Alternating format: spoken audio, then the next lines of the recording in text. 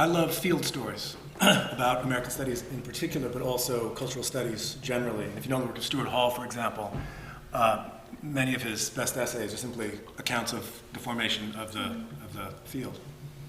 And so I really enjoyed both talks this morning as self-reflexive field stories that, in important ways, I think, make a new turn to the story that's told in a famous essay by Gene Wise that you may know called Paradigm Dramas in American Studies, and which Robin and Don Pease, in the introduction to their Futures of American Studies volume, kind of go back to and try and reinflect, and that I, in a chapter from my last book, also tried to kind of tweak. But that story, I'll give it to you really quickly because it's important backstory for some of the things we heard this morning. It goes something like this. He does it by certain kind of field-defining moments or dates, the first of which is 1929. 1929 is the moment of the founding of the journal American Literature,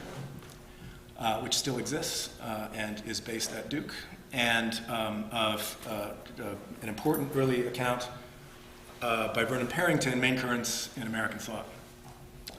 And that is, that's the moment that importantly puts American literature, American literary study on the map, legitimizes it. Up till then, I interviewed Leslie Fiedler back in the 80s at one point, and he came up doing a dissertation, medieval and Renaissance studies, and then got the idea in the 1940s that he wanted to work on American literature. And he told me then that at that time, to declare an interest in American literature was like being interested in children's literature. I mean, no offense to people who are interested in children's literature, but it's like you just don't do that. I mean, it's kind of beneath contempt. And so, to have a journal founded in 1929 devoted to the study of American literature is an important early thing. Next big defining moment, 1950. 1950, more or less, or kind of quote unquote, as a formation, is the moment of the founding of American Quarterly, the journal, in 1949, the founding of the American Studies Association in 1951, the formation of key American Studies programs at places like Yale and Penn, often with an anti-communist, explicitly anti-communist thrust. The moment of the Salzburg Seminar in American Studies, 1947, and which institutionalizes, codifies, a kind of burgeoning American Studies practice. The next big moment that Wise talked about is 1968, when activist social movements transform human sciences all across disciplines and departments and create a whole new set of what Robin this morning called identity knowledges, and which marks that as just a profoundly important shift in the idea of American studies. I think it's important to think about 1989 as another of these epochal shifts, when three worlds become one, when there is a real kind of urgency about getting beyond a Cold War American Studies, which is all about justifying excellence of the American nation state over against the Soviet Union. 1989, we're one world again, we're globalized, that slogan of globalization comes into being and underlines, endorses, sponsors whole new ways of thinking about cultural production in the United States and outside of it. The stories this morning follow in the wake of that kind of genealogy in interesting ways, and I'm not going to say everything I have to say here, but I was struck by Robin's call for a more dialectical relationship on our part toward a kind of critical or institutional prehistory of American studies, as opposed to a kind of new Americanist refusal of an earlier mode. An acknowledgement that one is formed by a moment, but is also trying to kind of work beyond it, I thought was very interesting. I also learned very much from the sense that one is field-defined through identification.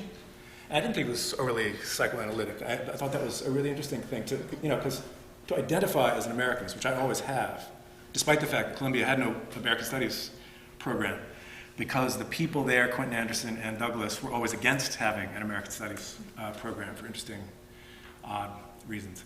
I nevertheless identified as an Americanist, and that process of identification is a really interesting one to think about.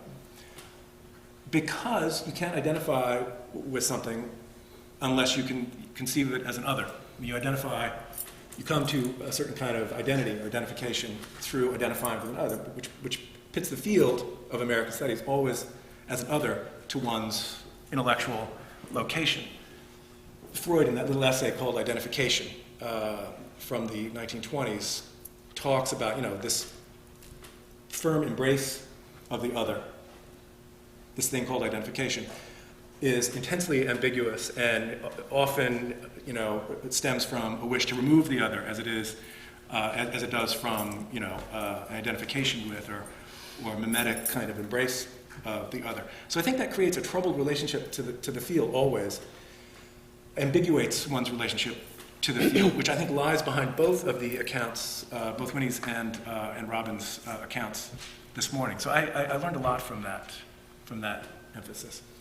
And to think about the relationship to the field as a kind of dialectical, complicated relationship, too, gets you out of that silly binaristic thinking, like that Dylan Rodriguez piece, where Barack Obama becomes the new phenotype of white racism, which is an incredibly undialectical way of thinking about Obama's entrance onto the American scene. I mean, I read the Tea Partiers, Tea Baggers, as essentially being about.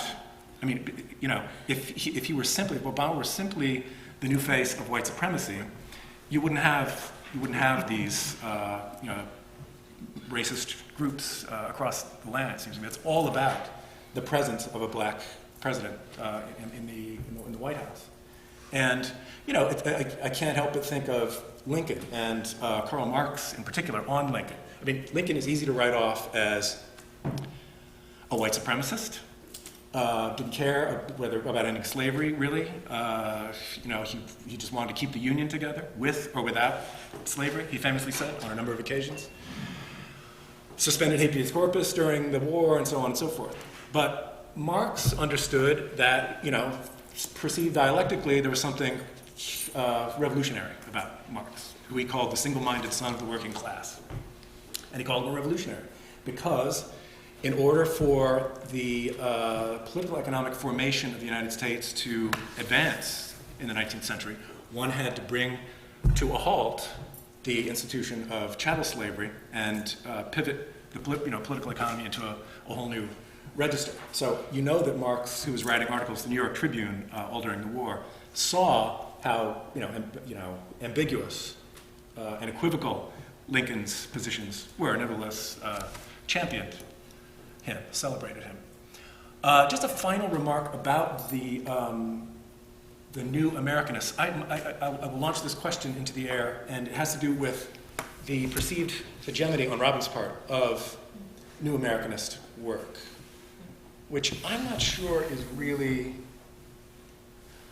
I mean, there are other reasons to put a series to bed at Duke Press than that it now reigns supreme. I wonder if that's actually the case. I mean, whether you take writers like Alan Wolfe, whose voice has a certain way, who's kind of exceptionalist voice, has a certain weight. It's all about nation love for him, or certain academic formations like the entire Harvard American Studies, American Literature department, whether it's Philip Fisher or Luke Menand.